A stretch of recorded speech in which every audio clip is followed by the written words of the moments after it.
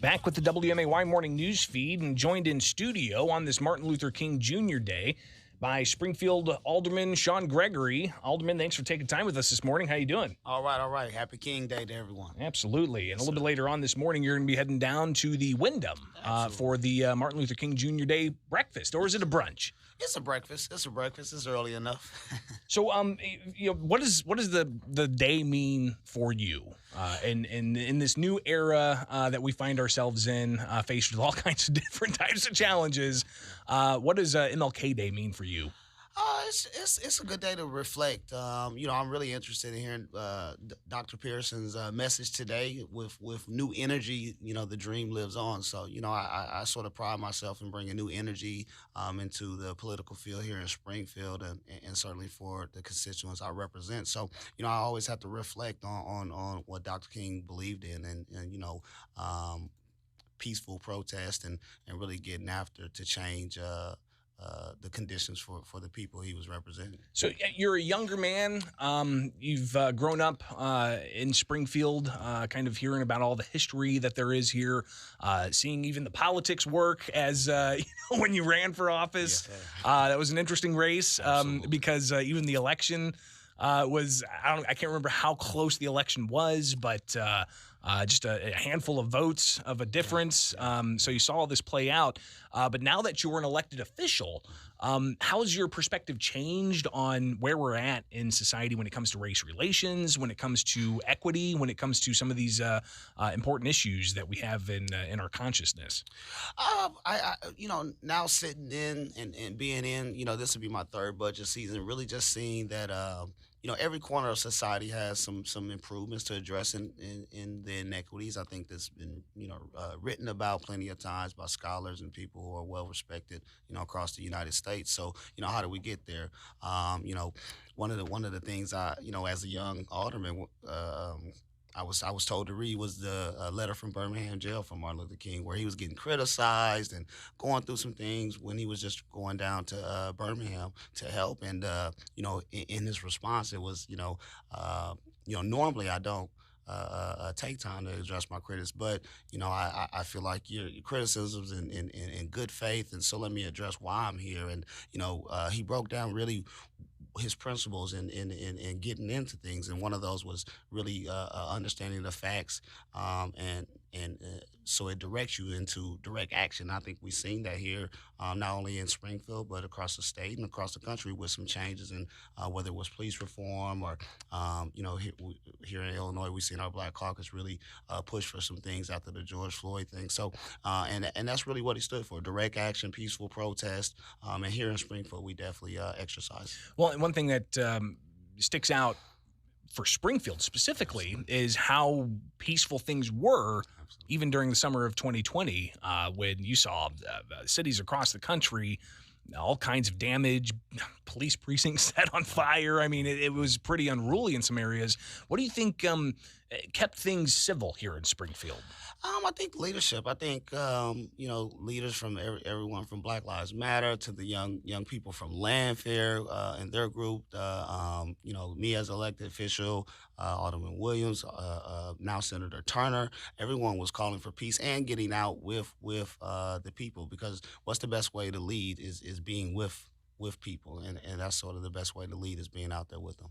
We're talking with Springfield Alderman Shawn Gregory here on the WMAY morning news feed. It being Martin Luther King Jr. Day, getting perspective from a young black leader in our community and how we advance forward. We'll talk about this program when it comes to the cannabis tax dollars. Definitely want to unpack that a bit to get people to understand what the parameters are and also what's already out there, because I've totally forgot that the residential program had already been launched. So we'll discuss that a bit. But what challenges remain here? And not just, nationwide, but even right here in Springfield. You've got a unique perspective being on the city council, seeing how the sausage is made, so to speak. What are some of the challenges that still remain?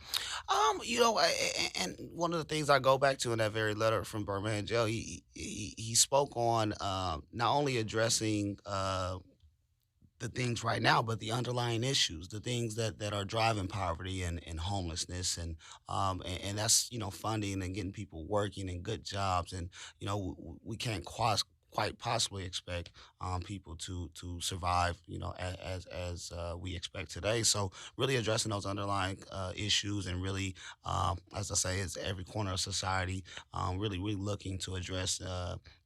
Any inequities. I say it all the time. Sometimes we make laws and legislation that have unintended consequences. So, with every ordinance or legislation I try to put forth, I try to think of the unintended consequences. I did that a little bit with our vacant property registration. I listen to both sides of it and really try to find a common ground because I understand both, homeowners and what they're going through, and I understand what tenants are going through as far as houses and things that are getting a little out of control. So you got to work well at really minimizing the unintended consequences. Well, and I think something else you touched on there is having an open ear and hearing all sides, being sure to get all of the various stakeholders take from those who may be facing eviction to the property owners who haven't gotten rent for a long time. Hearing all of that and making sure you have that in mind when you're making policy decisions. What about the family unit? That's always been brought up when it comes to crime and poverty issues. What can be done more to strengthen that family unit, having fathers in the household, making sure there's role models? Is it finding community-based programs to help with that? Is it reinforcing it just internally in a community, in a culture of sorts? How do we get back to that fundamental? Well, I think the cusp of it is like you said, the family has to be stronger we're coming into election season now and things. And, I recently just had a conversation with somebody who's running for Congress on things that I think will help our community in the Section 8 field with nonviolent felons going back into the home and making sure that whatever federal laws we have with that those individuals who are returning home can go back to home to their families rather than, trying to figure it out all over again. I have a brother that's been incarcerated 12 years, and he'll be getting out, in the fall. So guess what? This is a young man that's, 18, and now he's going to be in his 30s and going to be getting out. So he's got a hill to climb, and society has to be ready to help him do that. And that's with, having housing, having a decent job, at least when he gets out and support from family and friends to help him really get through that and be back a productive citizen. So, every corner of society, from banking to our housing rules and things of that nature, we really have to take strong looks at. And I think we began some of that. I really believe many sectors of our society have really taken some deep looks into their policies and procedures and trying to change them. And, day by day, we'll keep working. 7:47 now on the WMAY morning news feed. I'm Greg Bishop. We're talking with Springfield Alderman Shawn Gregory here on this Martin Luther King Jr. Day. And I think one of the most well-known quotes from Dr. King was, his dream speech, talking about how, we need to focus on the content of somebody's character, not the color of their skin. Have we reached that dream? Have we gotten to that point, or are we still seeing some areas falter with systemic problems with, the way the criminal justice system's set up? Have we gotten to that dream, or what do we still need to do to realize that dream?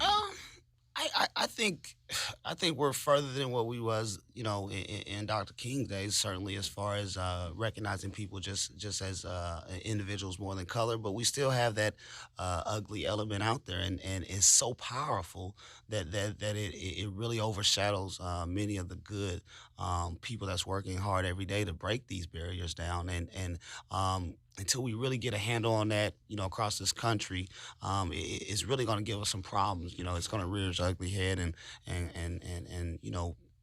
so for us as politicians and leaders in the community, we steady have to, keep pushing at it, direct action and really speaking on things that, even if it gets uncomfortable, as Dr. King always did, was in a peaceful way. Well, and I think part of it too is a level of empathy that needs to be part of all this equation, right? And getting people who may not come from certain backgrounds, be it a class issue more than a race issue, it seems, right? I mean, because there's plenty of white people who come from poverty as well. So having that empathy, is that something else that we need to strive more for to better understand where other people are coming from? Yeah, absolutely. Because everyone doesn't come from the same space. I know coming in this political field, I had a long growing curve, but it was good. And I tell people every day, man, if I was around some of this when I was 18, 19, heck, I'd probably be running for governor or something crazy. Hey, it's still not too late. Because no. But because the reason why I say that, because the more we expose our young people to politics, to architecture and engineering. I sit in those Hanson meetings for this railroad, and I'm such an awe, and I'm like, oh my God, I wish I would have done this when I was 18, 19 years old. So, we've really seen people minds turning and really doing that. Lanford High School is doing a great job getting back into the trades, working with O'Shea and Solid Ground Solutions. Southeast is getting going.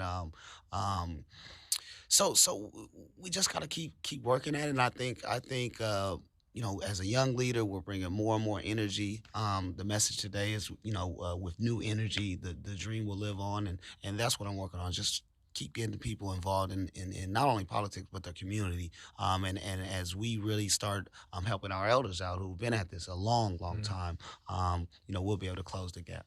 It's fascinating to see the young voices coming out. We've talked with Dominic Watson, for instance, and the Springfield Black Chamber of Commerce and all the projects they've got going on with the Springfield Project as well.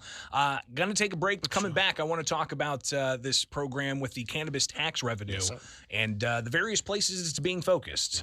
So we'll talk about that coming up next on the WMAY Morning News Feed with Springfield Alderman Shawn Gregory. Stay tuned for that. Right now, though, back with Alderman Shawn Gregory on the WMAY Morning News Feed. I'm Greg Bishop at 7:54. Alderman, we've talked about this in the past, but cannabis tax revenue going to help the community. Tell us what the latest is and what we already have in place and how much money's involved here. Sure.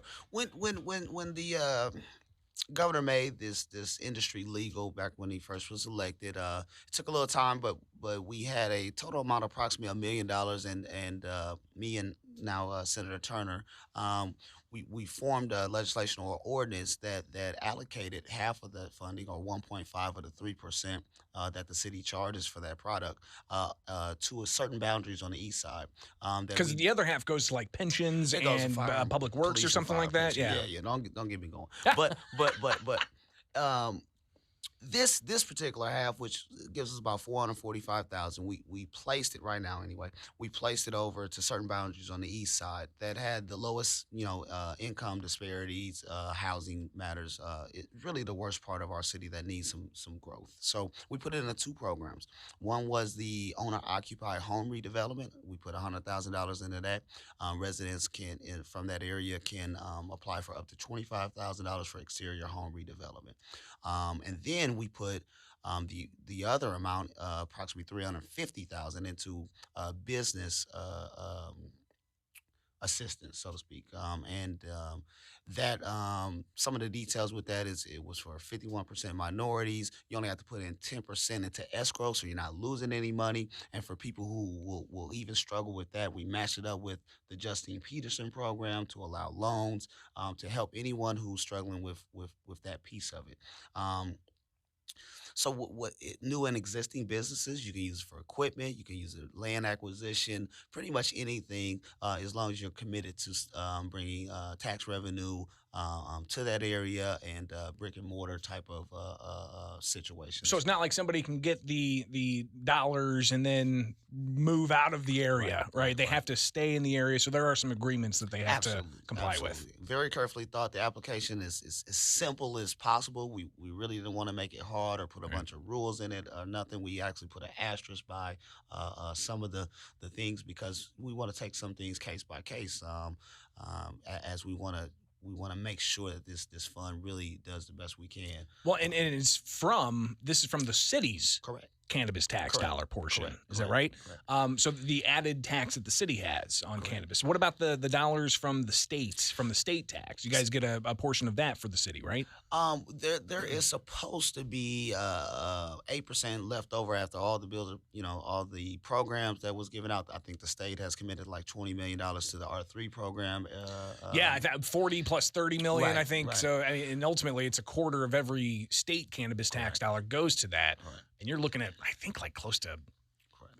140 plus Yeah. million dollars. I don't have the stats in front of me, but still, that's going to different types of programs. Right. This is separate from Right. that. Yeah. So this is the 8% is supposed to be put into the local distributive fund after everything and split out throughout the whole city. So that I don't think that'll give us as much as the percentage that the city is charging, but we have our eyes on that too, just to make sure that we're gonna stay into the intent of the law. Sure. Alderman Shawn Gregory with us in just a little bit about a minute and a half here.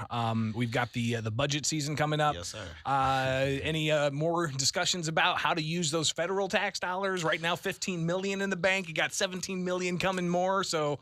Well, you know me, I'm rubbing my hands together. I have a wealth of ideas I've heard from the community, and they really want us to focus on more and more home redevelopment, owner occupied redevelopment. Our lots, the Treasury just opened up their final That's right. rule, Yeah. and opened it up for us to use it on blighted A properties whole and bunch lots. of things. Yeah. So that just, oh my goodness, I seen that, not just about jumped out of my seat. So because that's going to help us tremendously get some things done. Plus a beautiful partnership with the local operating engineers here.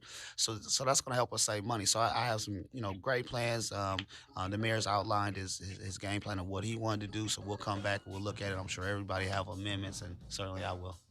Looking forward to it, and we'll, of course, keep a close eye on it here on the WMAY Morning News Feed. Alderman Shawn Gregory, greatly appreciate it. Yes, Next sir. time, let's carve out an hour. Let's do it. And then we'll take some phone calls and have some fun. Let's do it. Appreciate Let's do it. that.